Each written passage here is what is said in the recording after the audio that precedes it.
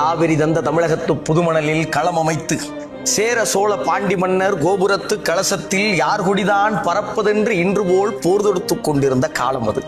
அந்நாளில் ஓர் களத்தில் தாய்நாடு காக்க தாவி பாய்ந்து செத்தார் தந்தை என்ற செய்தி கேட்டு தணல் மேல் மெழுகானாள் தமிழகத்து கிளியுறுத்தி. அனல் போலும் கண்ணுடனே அயலூர் சென்றிருந்து அவள் கணவனும் வந்துட்டான். புனல் போக்கும் விழியாலே அவள் போர் செய்தி தந்துட்டாள். தந்தை களம்பட்ட செய்திக்கோ தவித்தாய் என்றான். இல்லை என்பா, முல்லை சூழின் நாட்டு படையில் ஓர் வீரர் குறைந்திட்டால் நல்ல உடையில் ஓர் கிழிசல் வந்தது போலென்றோ. இனி தடையின்றி நுழைவரே பகைவரனை எண்ணினேன். அடைபட்ட கண்ணீர் அணை உடைத்ததத்தான் என்றான். அவன் குகை விட்டு கிளம்பும் ஓர் புலியென, புகை விட்டு குமுறும் எரி மலையென, பகை வெட்டி சாய்க்கும் வாளெடுத்தான், சூளுரைத்தான், சுடர்முகம் தூக்கினான், சுக்குநூறு தான் சூழ்ந்து வரும் பகை என்றான்.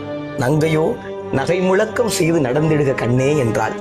திரும்பி வருவேனோ இல்லையோ எதற்கும் இப்போதே ஒரு முத்தம் இந்தா திரும்பி என்றான். கொடுத்தான், பின் தொடுத்தான் பகைவர் மீது பானம். போர் போர் போர் என்றே முழங்கிற்று முரசொலி. பார் பார் பார் அந்த பைங்கிளியின் உரிமையாளன் பகைவர் மீது பாய்ந்து கொள்ளும் வீரம் பார் என்று பட்டாளத்து வீரரெல்லாம் வியந்துரைத்தார்.